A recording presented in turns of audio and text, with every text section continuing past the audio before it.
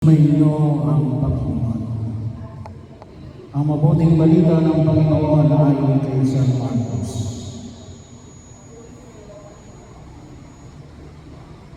Sa lungsod ng Capernaum, sa araw ng panamamahinga, si Jesus ay pumasok sa sinagoga at nagturo na manghang ang mga tao sapagkat nagturo siya sa kanila na parang isang may kapangyarihan at hindi tulad ng mga eskriba. Bigla namang pumasok sa sinagoga ang isang lalaki, inalihan ng masamang espiritu, at sumigaw, "Ano ang pakialam mo sa amin, Jesus sa taga-Nazaret? Naparito ka ba upang puksain kami? Kilala kita, ikaw ang banal ng mula sa Diyos." Ngunit iniutos ni Jesus sa masamang espiritu, "Tumahimik ka at lumabas ka sa kanya." Pinapangisay ng masamang espiritu ang tao at sumigaw na lumabas nang kilala sa lahat, kaya sila'y nagtanungan, "Ano ito? Bagong araw." Nauutusan niya pati ang masamang espiritu at sinusunod naman siya. At mabilis na kumalat sa buong Galilea ang balita tungkol kay Jesus. Ang mabuting balita ng Panginoon. Magsipo muna kayo sa mandali.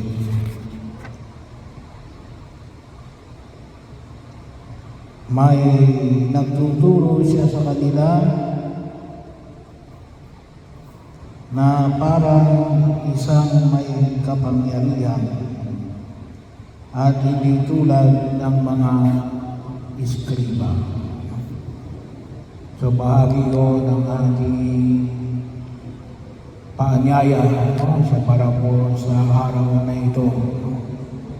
Sabi nga po natin ay hindi katulad ng mga eskriba na iiba. Ngayong panahon na ito, ang hinahanap ng tao ay yung tinatawag natin authentic. Kaya lang kapag sinabi natin authentic, pwede masabi natin na ibang-iba.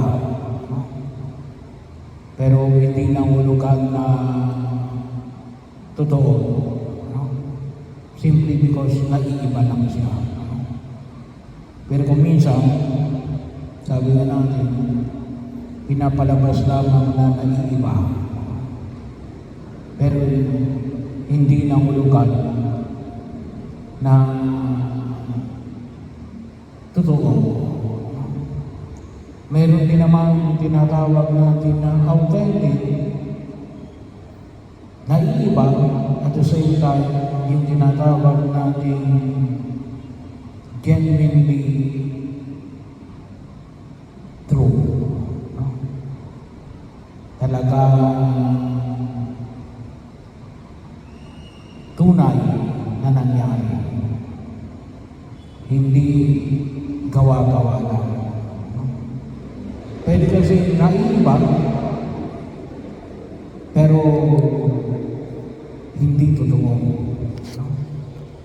Bahagi yun. Kasi may mga bagay na kung tawagin natin ay naiiba, pero kung tutuusin ay tinatawag natin yung pineke. Kung maalala ninyo yung istorya ng Tasabay, sa Philippine history, yun ay masabi natin na naiiba. Yung isang grupo na mga tinatawag natin Aborigines o Aborigine, yung mga native. Pero nasasabi natin na kakaiba, pero hindi genuine. gawa-gawa lang. So, bahagi yun. Ang sinasabi ko sa Ebanghelyo natin, si Jesus na nagtuturo ng may kapangyarihan, hindi katulad ng mga eskriba, ay authentic and genuinely true.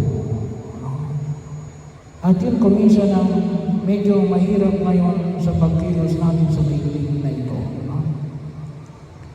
Na nawa ay higit natin makita sa pagkasabi nga natin, marami na ngayong namemeke,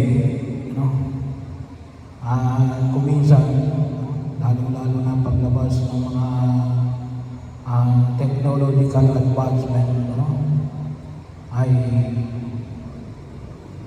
kuminsan nahihirapan tayo na makita kung ito ba talaga ay authentic and genuinely true, naiiba at tunay. Pero yun ang description na ibinigay kay Jesus.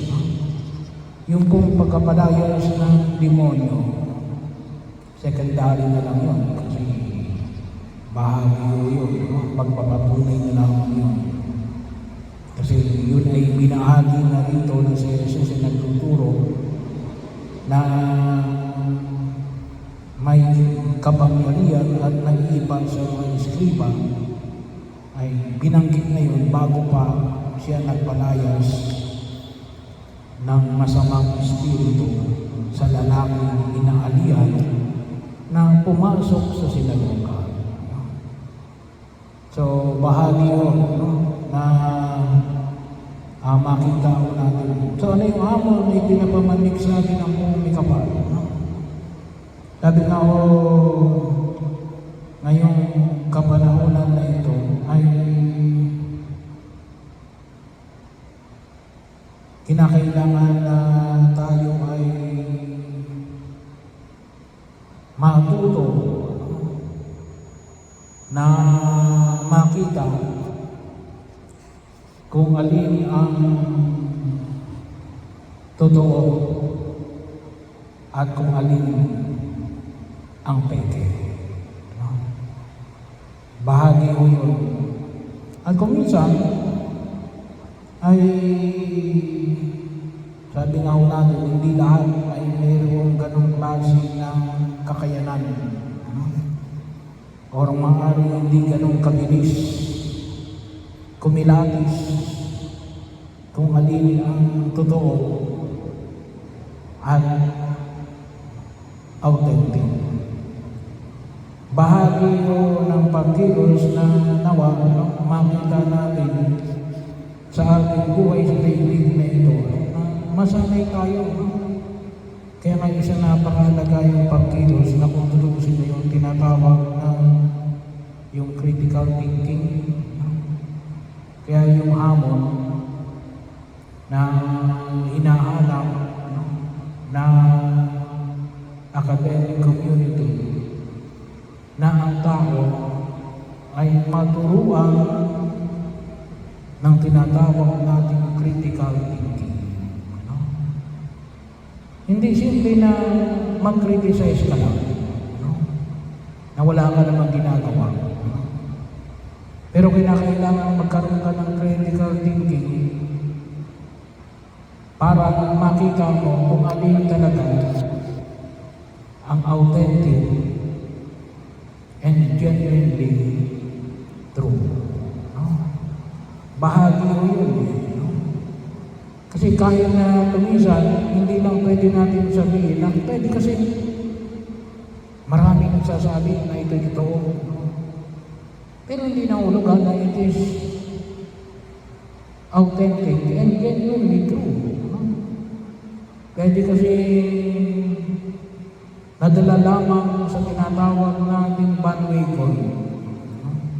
O mas kilala natin sa tawag sa atin na dinala lamang ng agos. Kaya bahagi ko yun na makita ko natin kinakailangan natin ng tunay na pagninilay. Kaya nga, yung hamon palagi para sa tinatawag natin na tayo ay nag-aaral, kaya tayo ay pumapasok sa paaralan. Hindi lamang because of transfer of knowledge, para malaman ko yung alam ko. Ngunit sana makita natin na matuto tayo, sabi nga natin ay mag-admas ng mga peke. Matuto tayo humuwad sa mga huwad. Sapagkat marami ang huwad sa daigdig na ito. Akala natin ay tunay. 295 lang pala. Kaya bahagi yun na makita natin na kinakailangan din natin at yung aking pananampalataya ay isang pananampalataya na nag-aanyaya sa atin natin, nagkaroon ng ganitong klase ng kaisipan. Kasi bahagi yun. Kaya nga sabi nga natin, napakahalaga sa atin yung malaya na pagpili sa Diyos. Paano tayo maging malaya sa pagpili sa Diyos kung hindi tayo marunong na pag-iisip, na pagiging kritikal? Hindi pwedeng sabihin natin na ba't mo ginagawa yan? Kasi nakasanayan lang. Hindi kasi marami ang gumagawa. Bahagi ng kultura. Pwede, no? Pwede natin isagot yun. Pero to become authentic and genuinely true, dapat may maisagot tayo na hindi maroon. No? Dapat kaya natin ipaliwanag ang ating pananampalataya sang-ayon sa sarili nating pagkaunawa, na higit doon sa pagkaunawa na katulad ng pagkaunawa ng iba. Kaya medyo malaki yung hamon ng pagkilos na makita natin. Medyo mahirap. Ay kapag tayo nasanay, sinasabi ko natin, madadali natin makilala kung sino ang impostor at kung sino yung tunay. Madali tayo makakakilala na tao na maging bahagi ng ating pagtugon sa panawagan natin sa ating Panginoong Heso Kristo. At ito yung idulog natin sa harapan ng buong may kapal, na hindi lamang sa Jesus ang kinakailangan nagtuturo ng may kapangyarihan. Tayong lahat ay inaanyayahan natin. Sabi na natin ay makapagturo ng may kapangyarihan. At ito ay sabi na natin, genuinely true at yung tinatawag natin na genuinely authentic. Na makita natin sa pagkilos natin sa daigdig na ito. At ito ay pinalangin natin sa harapan ng buong may kapal. Sapagkat yung panyaya ng buong may kapal ay isang panyaya na nagnanais sa bawat isa sa akin na pananampalataya at sabi ko nga, ma-articulate natin, mabigkas natin, maging bahagi ng ating salita, maging bahagi ng ating pag-iisip, at maging bahagi ng ating kalinaman.